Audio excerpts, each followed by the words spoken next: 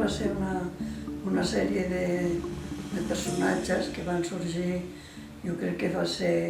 arran d'un canvi molt fort en la meva vida i per tant també va influir molt tant en els sentiments com en la forma.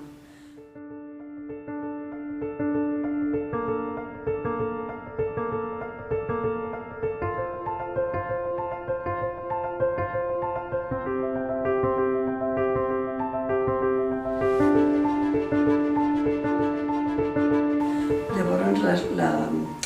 em van sortir, vaig tenir a l'abast tot de materials inservibles del camp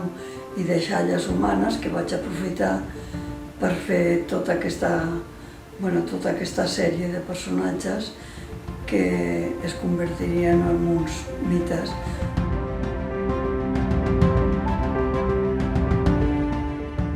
Surten els déus de la terra, des de la Gea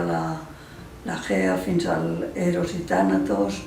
tota una sèrie de nans i de guerrers, en un sentit irònic, en un sentit personatges molt lletjos, a vegades